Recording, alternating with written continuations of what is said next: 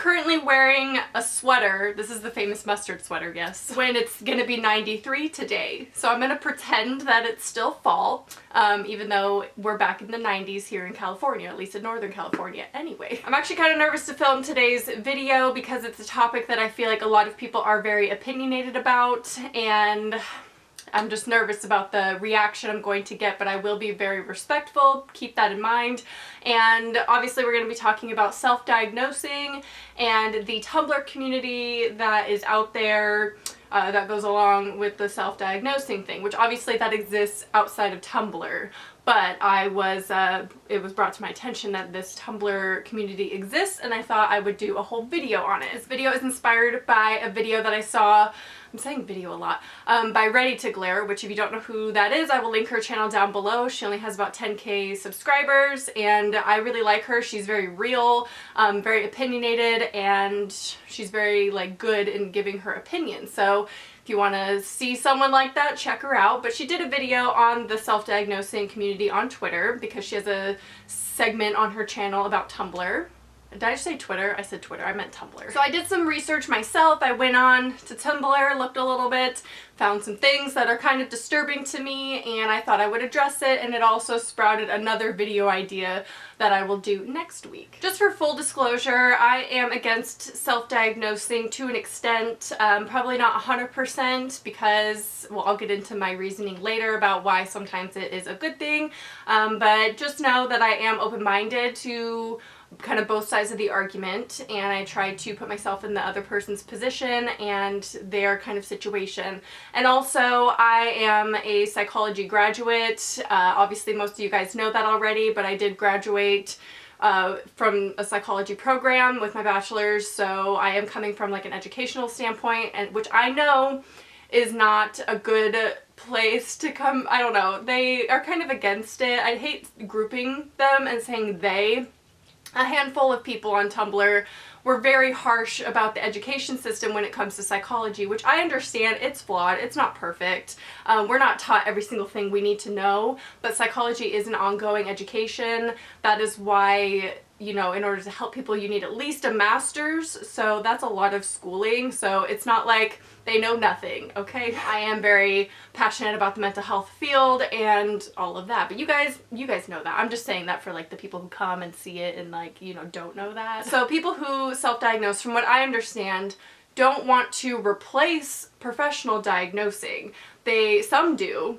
Some believe, or don't believe rather, in the mental health system at all, and they believe it's severely flawed, and that no therapist or counseling program or medication is good, or it's a lengthy, expensive process, which it is. But I think generally they're not trying to replace it. It's just another resource and another way for them to understand what is going on with them and get help on their own without having to go through all those steps, because not everyone has access to those resources, unfortunately. So my opinion is sometimes self-diagnosing can be a good thing because it requires a lot of research in order to claim that you have something, right? Most people, when they go into therapy or they go into a doctor or anything, have done some research in advance. Most people don't. It's not like the movies, or some movies I guess, where you see, and sometimes it is like this, but where you see someone who doesn't think anything's wrong with them and then their family and friends force them to go into a program or to see a doctor. It's not always like that. Most of the time,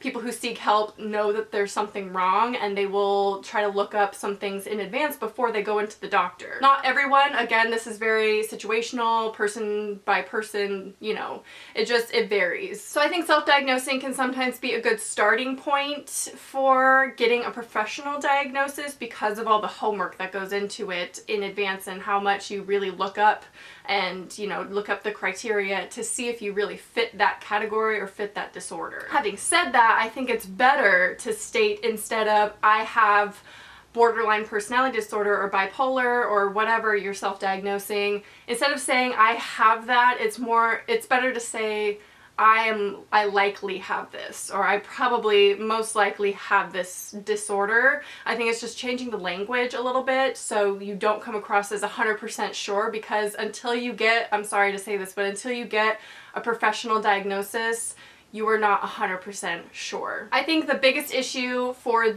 the people who do self-diagnose is the mistrust in the mental health system. They assume, which that's the separate video I'm going to be doing next week, is all about the flawed mental health system, and my opinions and just some of the things I read on Tumblr were very disturbing, and their claims, it came from a professional, or so they claimed it was a professional. I don't really know, obviously.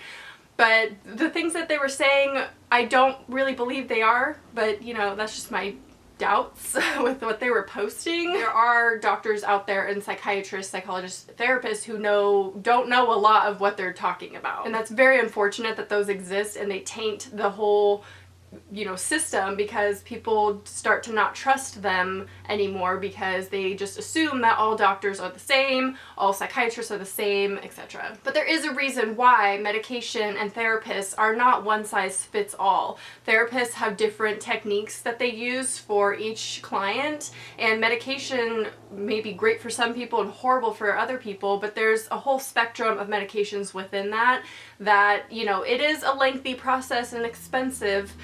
So I understand it's not a perfect process, so I get the mistrust and everything, but it's there for a reason, and it helps, you know, so many people in the world. I saw a lot of people, one of their defenses was that they think that people like me who don't believe in self-diagnosing think that they don't have that disorder, that we're saying you don't have that, you're just a teenager going through mood swings like any other teenager, you don't have borderline. When that's not what I'm saying anyway. I don't know about other anti-self-diagnosing people, but I am coming from a place of you probably do have it. Honestly, if you feel like and you identify with something that you found online, the internet, as toxic as it is, can have great resources as well, great information that, you know, our parents didn't have growing up, so we're very lucky. I just think it's about the language and saying you most likely have this, you probably have this, but you cannot say you definitely have this. I saw a couple posts on tips on how to self-diagnose, and it was very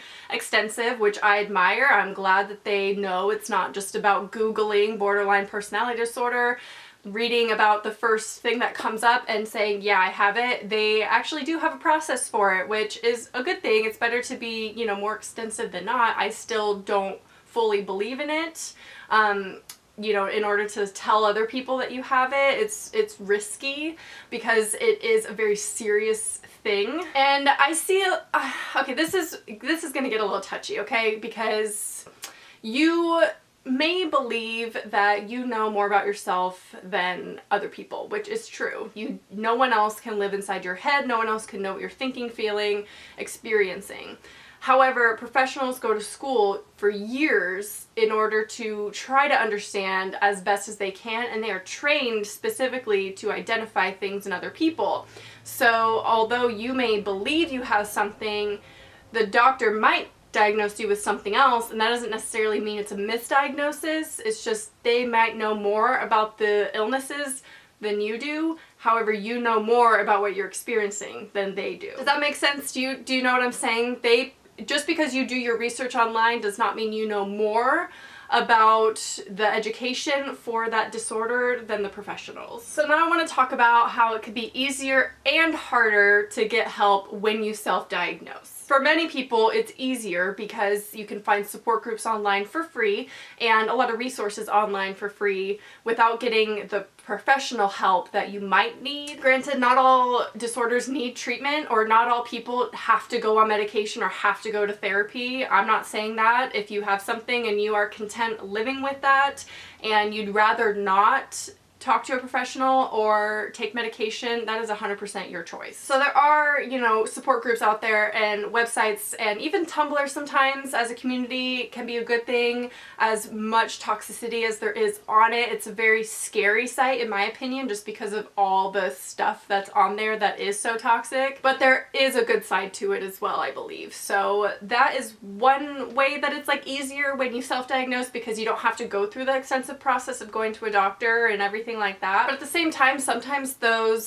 support groups can be damaging, and say you don't have that thing, like you think that you do, but you don't know for sure, and you're not diagnosed, and you go to a support group, you start identifying with these people and with this disorder when you might not even have it. And then it can be harder to get help because you cannot just go into a psychiatrist's office and say, I have schizophrenia, don't worry, I did my research, can I get the proper medications for that? They still have to do an analysis on you, even though you may believe that you have it, and they might even diagnose you with schizophrenia, and you already knew all along. That's definitely a possibility, but you still have to go through the treatment process how they want to do it. It's, you know, you have to kind of put trust in professionals. Not all of them. They're not all perfect, okay? Sometimes you have to go through getting help, especially for more extreme mental illnesses. You have to go outside of Tumblr communities. So those are my reasonings why I am personally against self-diagnosing. For, you know, partially I get, or mostly, because I understand why people do it. I truly do. Having gone through the mental health system and finding therapists and through a general doctor and all of that, I've been on medication. I get that it's a process and it can be expensive. I don't personally have very good insurance right now, so I pay out of pocket for my therapy sessions. As you guys know, I use BetterHelp. I'll have a link down below. I still am using that constantly because I love it and I found something that works for me, but I have gone through multiple different people and doctors and things. Like, I only took medication once, but it just wasn't for me.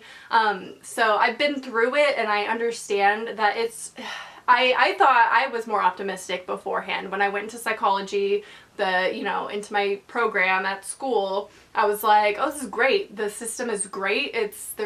Obviously they know what they're talking about all the time, and that's not the case. And I found that out firsthand. So I get it. I know where you're coming from and why you would self-diagnose. So this is a very touchy subject. I'd love to hear your opinion down below. I hope that I was respectful enough for you and that I can get the same respect back. That's all I ask, is just to be nice and respectful. I will delete comments that aren't, respectful of myself and others, whether it's for self-diagnosing or against. That, doesn't matter to me. I just want people I want to have an open conversation with you guys, whether you agree with me or disagree. I just want everyone to be kind about it and open-minded as well. So that's my video for the day. Sorry there wasn't a No Makeup Monday yesterday, but hopefully this makes up for it. I hope you guys enjoyed this topic. Let me know if you want more videos like this, and also look forward to next week's video on the mental health system, because that's going to be another controversial kind of video as well. So let me know your thoughts down below. I hope you enjoyed, and I'll talk to you soon. Bye.